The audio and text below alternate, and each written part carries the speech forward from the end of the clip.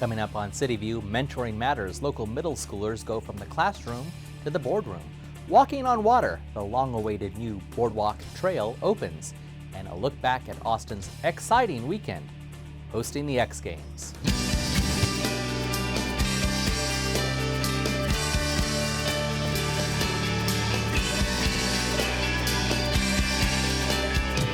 Hi, thanks for joining us. I'm your host, Renee Tejas. Those stories and more. But first, our top story. The City of Austin and UT are teaming up to take stock in tech access in Austin, and we want to hear from you. Phase 1 of the Austin Digital Assessment Survey will be mailed to 15,000 homes this week. Questions are designed to evaluate how much access Austinites have to technology, literacy, and training programs, and pinpoint barriers to access or areas where improvements are needed. The results of the survey will help city leaders create a comprehensive plan to improve technology access, training, and digital opportunities citywide. The results will also be key in the development of Austin's Digital Inclusion Strategic Plan. If you did not receive a survey during Phase 1, don't worry, additional phases of the survey will occur during the summer via a public website. You can stay tuned for more details. Well, community members in Austin's Rumberg corridor are leading neighborhood revitalization efforts. Take Michael De La Fuente, for example, who saw an opportunity to inspire achievement in our future leaders. De La Fuente partnered with local companies and organizations to create a CEO for a Day program. Recently, eager students from Dobie and Webb middle schools spent a day shadowing Austin executives.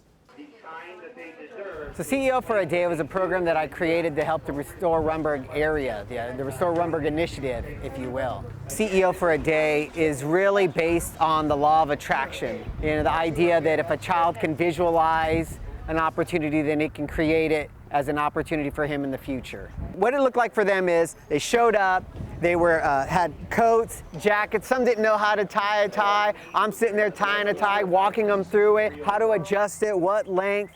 You know, from just those little pieces to the excitement of who you're paired with, how, you know, they have a great opportunity to ask questions, to really know what these people do, to understand that this community is supporting them.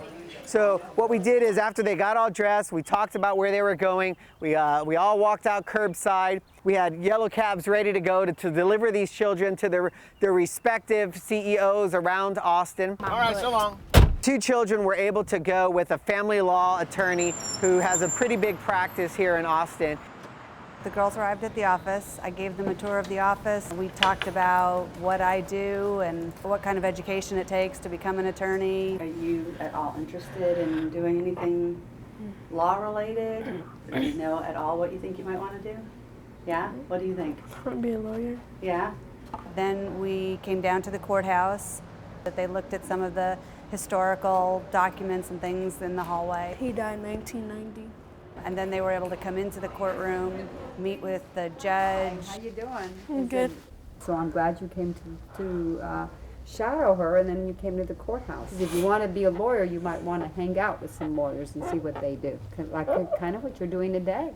I think they got a lot out of it. I think it's a great program to show them that there's so many different opportunities for them if they just want to pick one and pursue it. Of CEO for a Day is to instill self-confidence in our youth, motivating students to show up for class, apply their academic learning to real-life situations, and set personal goals. Learn more about CEO for a Day and Restore Rumberg by visiting the website that's on your screen. No driveway? No parking? No problem. Council gave the city manager the green light to begin crafting a plan to make developing accessory dwelling units easier in Austin. In non-government speak, that means living units smaller than 500 square feet, also known as micro-apartments. The council directed that the city manager has 120 days to come up with a proposed ordinance updating the city code with new rules for micro-apartments.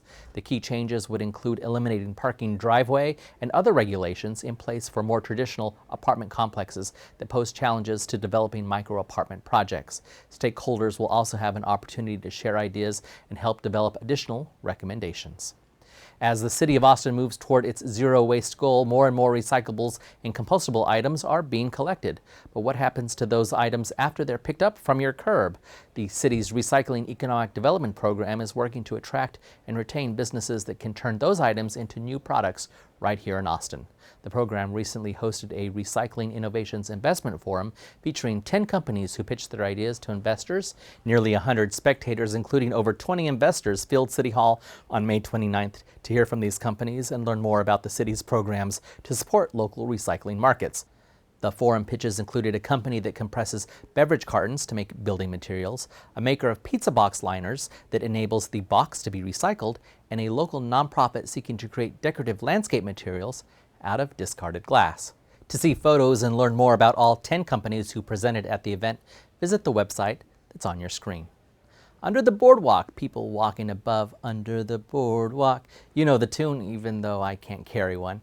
Well, residents didn't have to be under the boardwalk to enjoy a recent celebration at Lady Bird Lake. In fact, the view was much better walking across it. Hundreds of trail enthusiasts, families, and community leaders joined together for the grand opening of the boardwalk on the Butler Hike and Bike Trail. The new 1.3-mile extension creates a critical recreation and transportation route for pedestrians and cyclists along the lake. And 20 years ago, a group of people in the Parks Department had the vision that to complete this trail, we would need to close this 1+ mile loop with a boardwalk on land and on the water. So now, 3,000 to 15,000 people use this trail every day. We know that demand is here, and now with this completed section, this part of the trail and this special part of East Austin will also become part of this crown jewel in our trail and in Roy Butler Trail. And it also affords all of our citizens, regardless of zip code, regardless of where they live in the city, they'll have an opportunity to come down here and experience the fabulous views and really take in this precious natural resource. The boardwalk on Butler Trail is open daily on Lady Bird Lake's southeast shore. To learn more about Austin's trail system, including Butler Trail, visit the website on your screen. Well, Austin hosted its first X Games recently from June 5th to June 8th. The Action Sports Festival featured competitions in skateboarding, Moto X, Rallycross, BMX, and stadium super trucks. Beginning in Newport, Rhode Island in '95, the Summer X Games have now been hosted by 6 cities. Before coming to Austin, it had an 11-year run in Los Angeles. These games generated a total attendance of 160,000 folks over the course of the 4-day festival, which was the highest attendance since the games in 2004.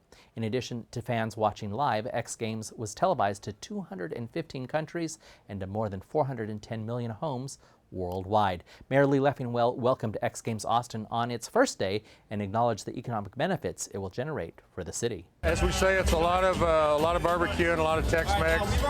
Estimated total of about $36 million just for the 4-day event.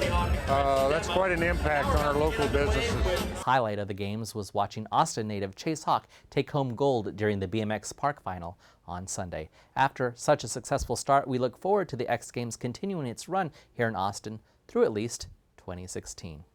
Well, that's all for this week's City View. I'm your host, Renee Tejas. Our next show premieres Friday, June 27th. Thanks for watching.